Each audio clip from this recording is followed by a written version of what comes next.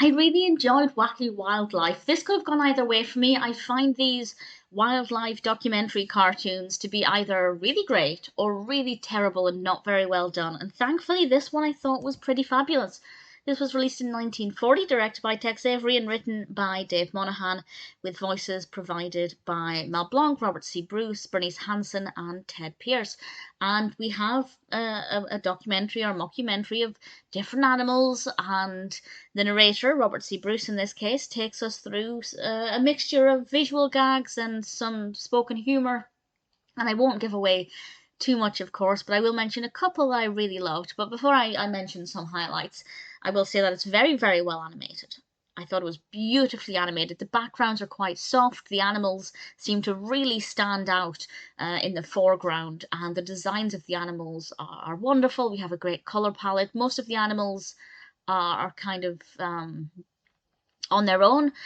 In fact, did we have any in pairs?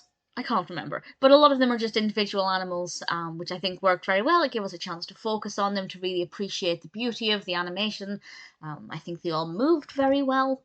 The pacing was really great. I feel like each animal got roughly the same amount of screen time. I'd say 25 seconds at the most, maybe even less than that. I wasn't timing it, but the point is we get a decent number of animals, which again, not always the case with these types of cartoons. Sometimes we get maybe 4 or 5 and that's it, but here we get a lot and a great variety as well.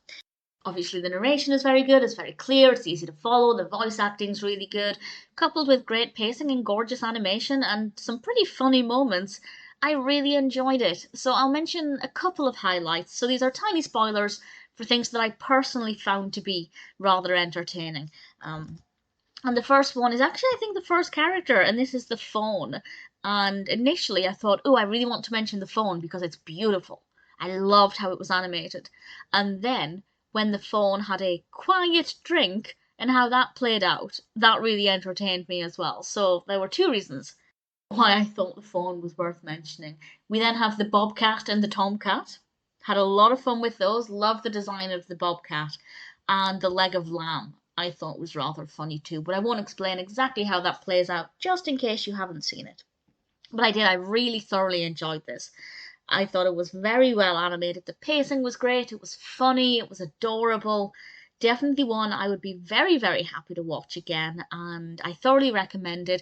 If, like me, you're kind of wary of these animal documentary style cartoons because they are often quite boring, because I feel some of them, not all of them, but some of them from different studios, are just the pacing's always quite terrible and the animation's often repetitive. We'll have the same type of animal, for example, 6 different types of birds. So it's not very engaging once you've seen a couple of them. But this one, no, this one I thought was very, very well done. Maybe the best one I've seen. I'd have to double check some of the others, but certainly it's very high up there and absolutely one I recommend.